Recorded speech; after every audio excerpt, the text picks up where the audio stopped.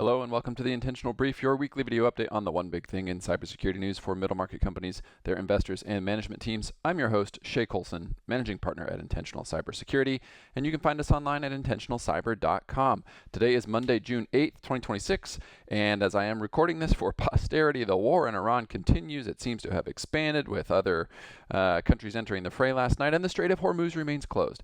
But that's not what we're going to talk about this week. This week, we're going to talk about the new realities of unintended consequences in an AI era, and we're going to talk about it in a way that hopefully is more constructive rather than punitive. We learned last week that an AI chatbot built by Meta, the company that used to be called Facebook, was used to hijack Instagram accounts, also a platform owned by Meta.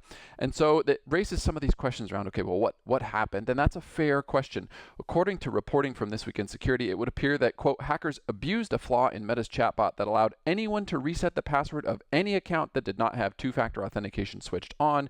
The bug tricked the chatbot into sending a verification code to an email address controlled by the hacker rather than the account holder's email on file. Simply by asking it, the chatbot complied anyway, unquote.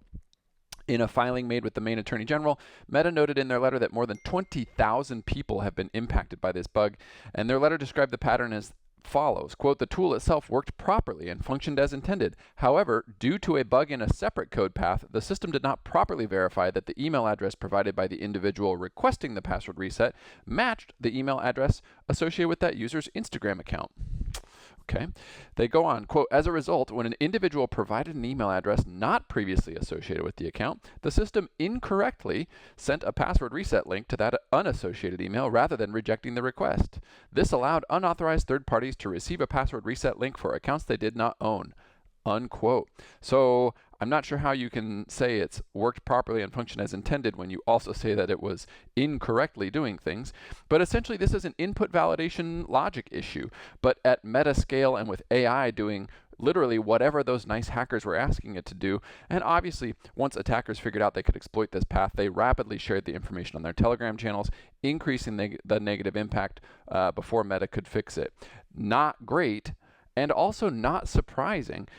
In fact, I think we're going to continue to see more and more of these types of unintended consequence events cropping up as there's a rush to deploy both AI in the form of chatbots and other mechanisms and software that was written by AI, also known as vibe coding, that suffers from some of these same fundamental flaws.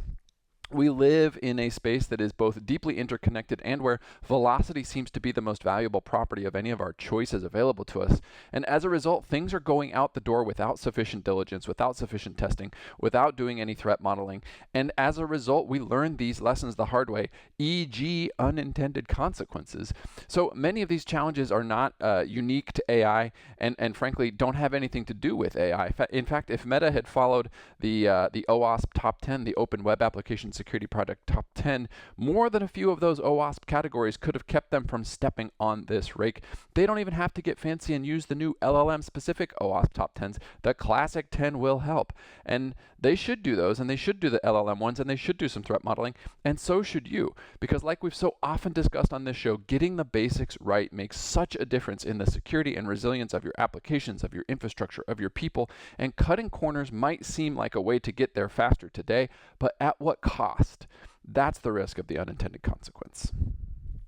From a fundraising perspective, more than $21.5 billion in newly committed capital this week, including Blackstone raising $13.1 billion for their third Asia buyout fund, and Eurazeo raising 3.9 billion euros for their seventh direct lending fund.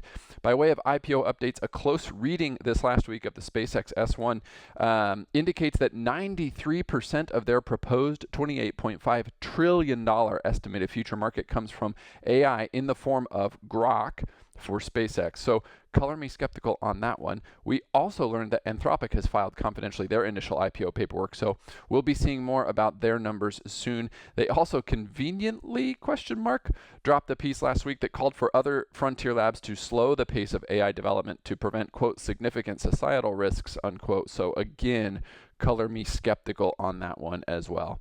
A reminder, you can find links to everything we talked about in the comment section below, back issues and written transcripts of these videos at intentionalcyber.com, and we will see you next week for another edition of the Intentional Brief.